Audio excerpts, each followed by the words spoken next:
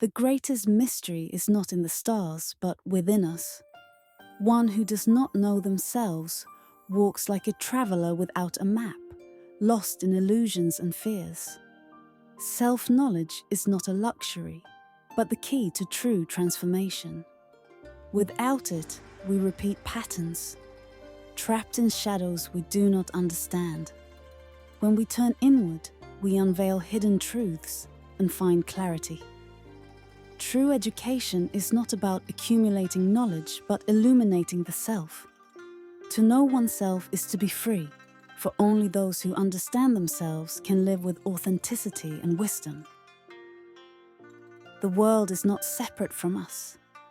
It is a silent mirror reflecting our inner state. Every thought, every emotion, every intention radiates outward, shaping reality. If there is chaos within, there is chaos without.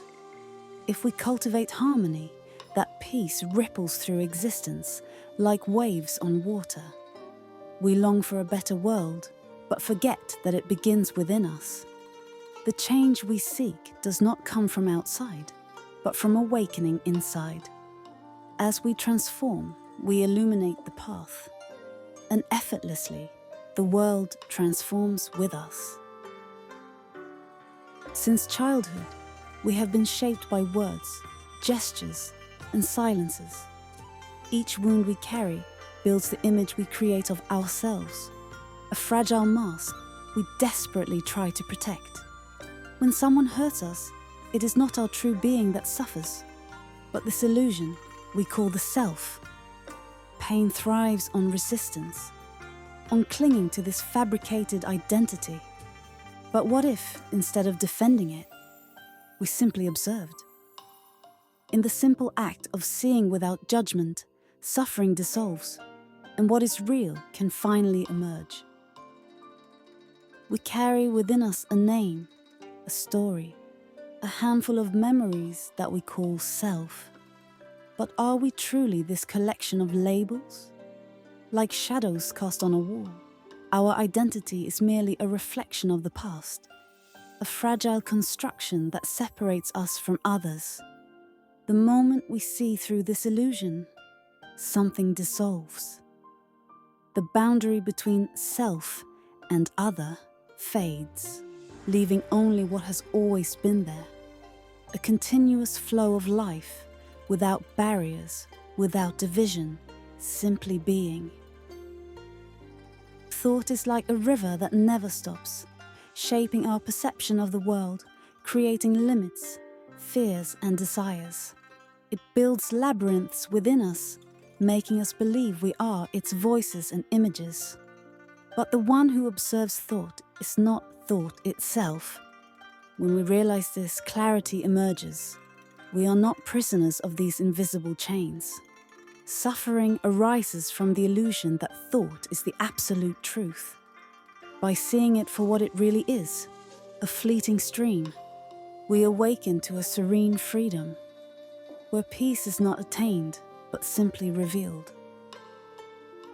We spend our lives trying to refine the self, shaping it like an imperfect gem, believing that one day it will be worthy of peace. But this pursuit of self-improvement is a subtle trap. In trying to perfect the self, we only strengthen the illusion of its separate existence. True transformation does not come through effort, but through pure observation. When we look at ourselves without judgment, without resistance, without trying to shape what is, something silent and deep awakens. And in this space of surrender, change happens on its own, like a river naturally flowing to the ocean. We spend our lives trying to shape ourselves, carving the rough edges of the self in hopes of someday feeling complete. But this struggle is like rowing against the current of a river that already knows its path. True transformation happens when we let go of the oars, when we cease the inner battle and simply observe. Then a new action arises. Free, spontaneous, effortless. It is not forced doing, but natural, flowing with life. Like the wind that blows without strain, like the tree that grows without anxiety. So is the action born from true inner revolution.